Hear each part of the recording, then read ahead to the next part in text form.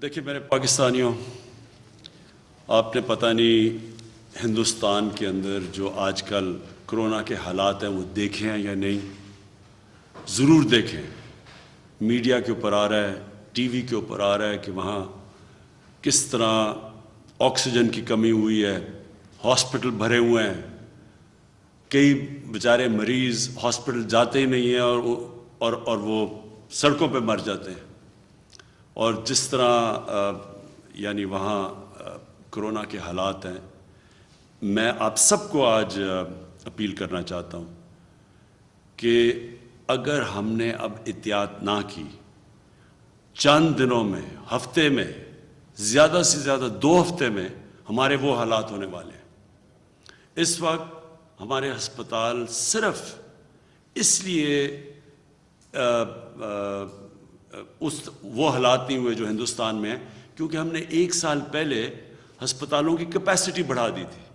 अगर ये पिछले साल वाला हालात होते, यानी हमारे हॉस्पिटल में उतनी कैपेसिटी होती जो 1 साल पहले थी, तो मैं आपको यकीन दिलाता हूँ कि आज आप जो हिंदुस्तान में हालात हैं वो आज पाकिस्तान में देख रहे होते। लेकिन जिस तरह की जो हम देख रहे हैं ट्रेंड ऊपर जा रही है, जिस तरह का ये जो तेज़ी से बढ़ रहा है कोरोना के केसेस, तो मैं आज सिर्फ आपसे अपील करना चाहता हूँ कि आप बराए मेहरबानी करके ये जो SOPs हैं, ये जो हम बार बार कहते हैं और अब लोग इसके ऊपर कोई तवज्जो ही नहीं देते, ये जो मास्क है सबसे पहले तो इसको अगर आप पहनेंगे आधा आपका मसला यहाँ हल हो जाता है। और अगर आप सब ये अब से लेके ईद तक अगर SOPs के ऊपर चलेंगे तो हमें वो कदम ना उठाने पड़े जो बदकिस्मती से इस वक्त हिंदुस्तान में उनको उठाने पड़ रहे हैं, यानी कि शहरों का लॉकडाउन करना पड़ेगा। अगर हमारे भी वही हालात हो गए जो हिंदुस्तान के हैं, तो इस कोरोना को रोकने के लिए हमें फिर बंद करने पड़ेंगे शहर, और हम वो नहीं चाहते क्योंकि दुनिया का तजर्बा ये है कि जब आप लॉकडाउन करते हैं तो जो सबसे कमज़ोर और गरीब तबका है वो पिस जाता है। तो इसलिए मुझे तो आज कह रहे हैं लोग कि लॉकडाउन कर दो, लेकिन हम इसलिए नहीं कर रहे क्योंकि बार बार मैं कहता हूं कि जो बेचारे दिहाड़ीदार हैं, जो मज़दूर हैं, जो बेचारा तबका कमाता है तो बच्चे खाते हैं, वो सबसे पहले मुतासर होगा।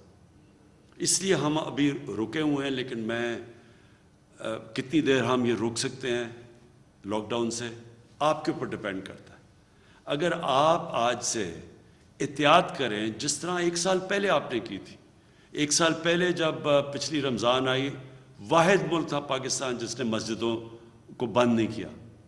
लेकिन मुझे बड़ा फ़ख्र था कि जिस तरह हमारे उलमा ने, जिस तरह उन्होंने लोगों को बताया, जिस तरह इमाम मस्जिद ने लोगों को SOPs पे फॉलो करवाया, पाकिस्तान बच गया।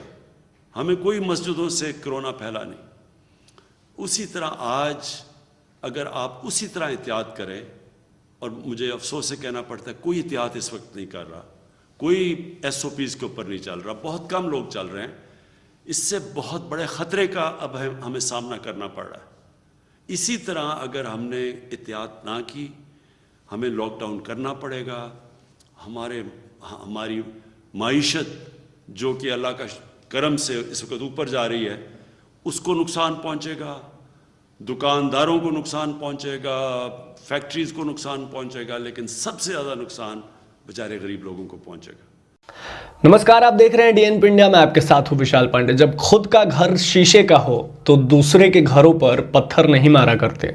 जी हां, आप सोच रहे होंगे कि ये कहावत मैंने क्यों कही। ये कहावत अपने पड़ोसी मुल्क पाकिस्तान के लिए मैंने कही है। जी हां, बता दूं आपको कि पाकिस्तान के प्रधानमंत्री इमरान खान लगातार जो है बयानबाजी कर रहे हैं और हर एक तर्क पर वो भारत का उदाहरण दे रहे हैं। अपने देश की स्थिति उनसे संभल नहीं रही है, लेकिन वो लगातार भारत को जो है संवेदना प्रकट कर रहे हैं, हर एक चीज़ में भारत की उदाहरण दे रहे हैं। जैसे कि उनका कहना है कि अगर पाकिस्तान के लोग नहीं संभले तो हमें भारत की तरह हालात का सामना करना पड़ेगा। उनका कहना है कि अगर पाकिस्तान के लोग मास्क नहीं लगाए तो हमें भारत की तरह जो है मौतों का सामना करना पड़ेगा। उनका कहना है कि अगर पाकिस्तान के लोग गाइडलाइंसेस फॉलो नहीं करें तो फिर हमें भारत की तरह शहरों में लॉकडाउन लगाना पड़ेगा। तो इस तरीके के लगातार जो अपने प्रेस कॉन्फ्रेंसेस में वो लगातार बोल रहे हैं भारत के लिए, ये बहुत ही कहीं ना कहीं गलत है। क्योंकि आपको सबसे पहले खुद के मुल्क की जो है वो वहाँ के लोगों की, वहाँ के जनता की जो है देखभाल करनी चाहिए। आप तो सरकारी चीज़ें बेच बेच कर अपना देश चलाते हैं। आप तो जो है चाइना से, अमेरिका से, दुबई जैसे देशों से कर्ज लेकर बैठे हुए हैं। आपको तो जो है कई इंटरनेशनल कमिटीज़ ने जो है ब्लैक लिस्टेड कर दिया है। तो ऐसे में आप लगातार बैठकर प्रेस कॉन्फ्रेंस ही कर सकते हैं। और इस प्रेस कॉन्फ्रेंस में आप किससे अपना कंपेयर कर रहे हैं? भारत से। अरे आपको कंपेयर करना है तो अपने जैसे देशों से कीजिए ना, अपने लेवल के देशों से कीजिए। आप कंपेयर कीजिए भूटान से, नेपाल से, बांग्लादेश से, म्यांमार से। लेकिन आप कंपेयर करते हैं भारत से। किस बिना पे आप भारत से हर एक चीज़ में जो है वो कंपेयर करते हैं, ये बताइए। चलिए आपकी क्रिकेट टीम की बात करते हैं। शायद ही कभी एक आध मैच वो भारत के खिलाफ जीती होगी, नहीं तो हर वक्त जो है औंधे मुंह का खाते हुए हार कर जाती है आपकी क्रिकेट टीम। आपकी क्रिकेट टीम के क्रिकेटर्स की बात करें, वो तो माशाल्लाह हैं, एक लाइन शुद्ध से इंग्लिश नहीं बोल पाते हैं, और हिंदी की तो बात ही अलग है। तो ऐसे में आप लगातार जो है भारत से खुद को कंपेयर करते रहते हैं, ये किस हद तक सही है? कोरोना की बात करते हैं तो हाँ, हमारा देश जो है वो कोरोना से अभी गुजर रहा है। कोरोना हमारे देश पर बहुत ज़्यादा प्रभावित है। लेकिन आपका देश कौन सा है?